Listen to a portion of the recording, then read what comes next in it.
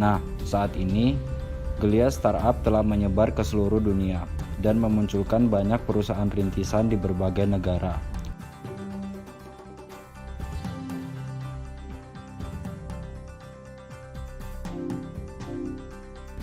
Lalu, bagaimana perkembangan startup di Indonesia? Startup di Indonesia sendiri menempati posisi kelima dengan 4 perusahaan. Bahkan pada April 2019 lalu, Gojek telah berhasil memiliki valuasi nilai di atas 10 miliar US dollar. Lalu, sampai kapan perusahaan yang baru berjalan dapat disebut perusahaan startup? Apakah Tokopedia, Bukalapak, dan Gojek dapat disebut dengan istilah ini? Eits, jangan salah kaprah ya teman-teman, bahwa semua perusahaan yang bergerak di bidang teknologi digital disebut dengan startup. Padahal ada beberapa ciri-ciri startup yang tak dimiliki perusahaan-perusahaan yang disebutkan di atas. Apa aja sih ciri-cirinya? Yang pertama, bergerak di bidang teknologi, terutama teknologi digital, dan beroperasi lewat situs web. Yang kedua, perusahaan berusia kurang dari 3 tahun. Batas 3 tahun ini sebenarnya bukan sebuah kewajiban. Yang ketiga, total jumlah pegawai di bawah 20 orang.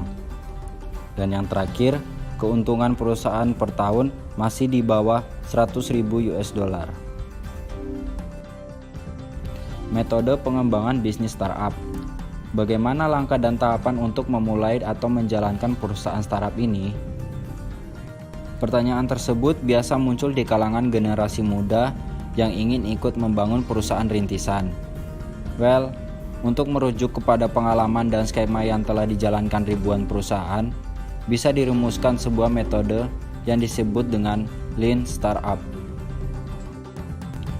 Lean Startup adalah serangkaian prinsip untuk membangun dan mendesain perusahaan rintisan dengan sumber daya yang minimum, di tengah ketidakpastian yang besar agar lebih fleksibel dan hemat daya. Kenapa harus seperti itu? Karena membuat sebuah perusahaan rintisan merupakan upaya yang sangat menantang. Saat dimana belum tentu pasar menerima, dukungan juga belum ada, merupakan saat yang paling mendebarkan. Nah, perusahaan startup merupakan perusahaan rintisan yang memiliki model bisnis yang sangat bervariasi.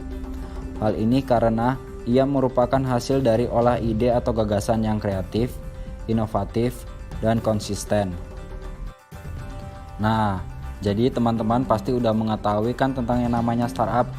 Untuk informasi lebih lanjut tentang kategori startup, silakan cek artikel di memulai.id ya. Linknya udah ada di bawah deskripsi.